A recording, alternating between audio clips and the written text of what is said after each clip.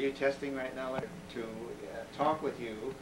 Some of our students at the Alfred Adler Institute of Minnesota have said to me how wonderful it would be if somehow or other they could see and experience some of these Adlerians who have given so much to the movement on videotape, and it occurred to us that it would be nice if we could meet in San Diego and we could have a little chat.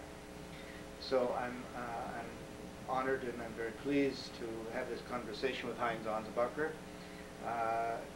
And I wonder if you could make a comment or two about how you got into Adlerian psychology. As I understand it, you were a stockbroker at one time. Yeah. Well, and that's a quantum leap. That is very simple.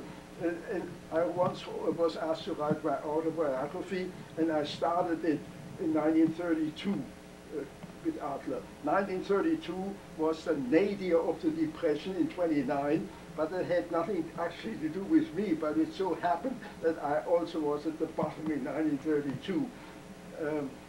I was dissatisfied with Wall Street where I was, and a girl with whom I was good friends for 4 years got tired of me not being able to make up my mind, and so then I went to Adler for consultation, whom I had heard several times at Columbia University, where he gave public lectures in 1930, I think, and in 1932 I went to see him, and I saw him only a couple of times, and he kind of turned my life around.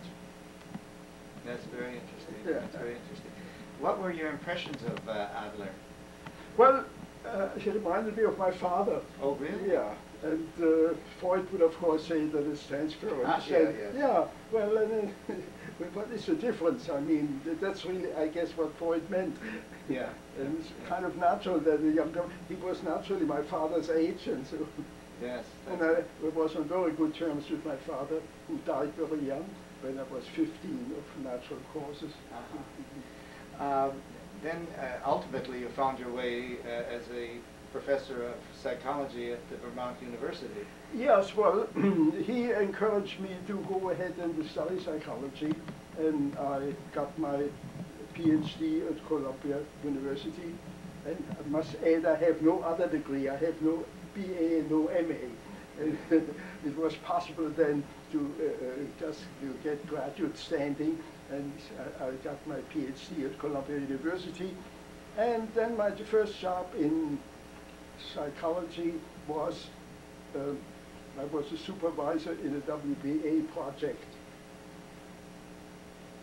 And that kind of qualified me then to become assistant of the psychological abstracts at Brown University.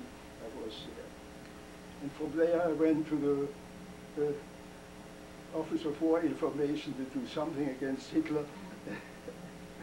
And then it was a big thing for me in wartime. I see. You know, we're all enriched by the work that you and Rowena, your lovely wife, contributed, and we're all saddened by the decline in Rowena's health. But can you tell us a little bit about how you met, and then? Oh, that is also very simple. See that also here. Adler was the matchmaker. Ah. Yeah. I was once for lunch with Adler, and Rowena also was there for lunch. But yeah, when we were at the same time, came to his office, or rather his hotel room. He had no office, and we went all together to some restaurant for lunch. Well, you obviously, both of you, have been great scholars and very dedicated to the basic teachings of Adlerian psychology. And I must say that myself and the students that I've been privileged to teach have always been impressed with the clarity and the succinctness of your writings. And I want to thank you for your taking time out to have this meeting.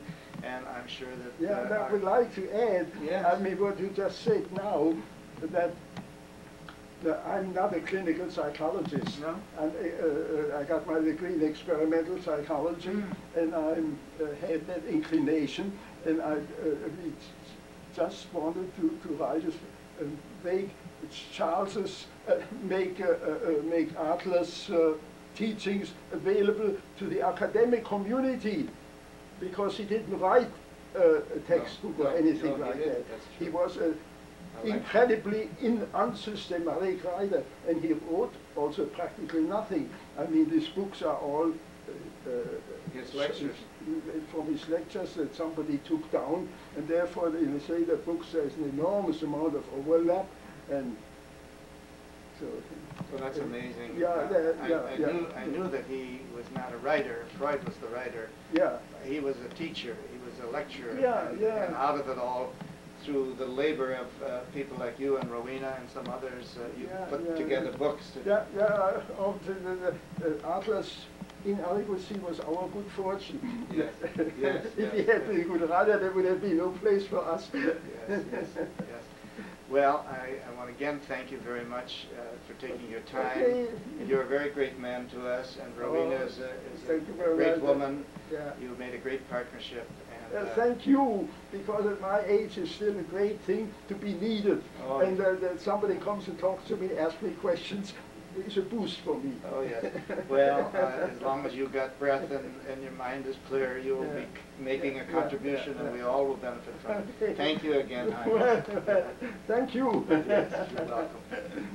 Wishy-washy and social interest sounded much better, but the real translation of Gemeinschaftsgefühl is community feeling. And the world has so much changed away from behaviorism to community feeling all the time. Social interest doesn't make sense to me like community feeling does. And Adler most of the time used community feeling, but sometimes also in German, but only when it's really dealing with other people, he also used social interest.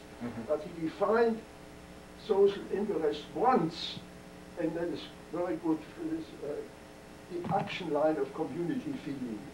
Okay. That is acceptable. Okay. Yeah, but community feeling is the more basic thing. Yeah. So, Okay.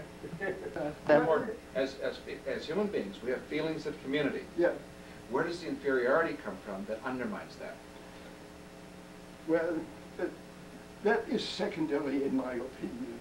I mean, basic is all life grows. The amoeba or the plant or everything, and we also.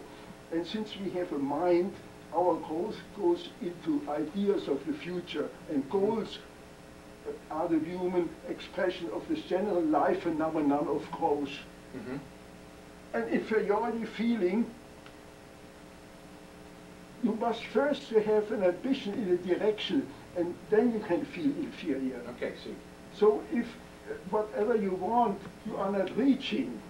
But is ambition the same as superiority? That superiority is only a name, but the big thing is that we are Pull forward. Competence and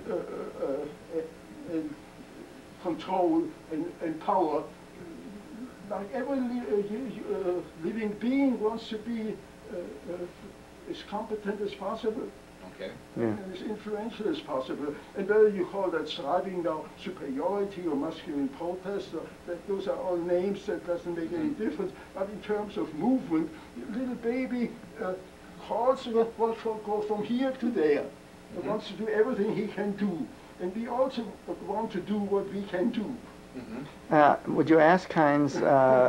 Would you ask Heinz about? about? Doesn't need those terms, inferiority feeling and what we're striving for. A particular sense. Okay. Would you ask Heinz something about masculine protest and how that eventually diminished in Adler's theory? Okay, Bob's asking about the masculine protest and how over time that began to diminish. Well, I think he probably invented that masculine protest because he was to separate himself from Freud, who talk about sex in biological terms, and he put it on the social basis. Okay. Yeah, so that is where. So the masculine protest was in the sexual context on the social basis. Yeah, but it certainly has only social significance.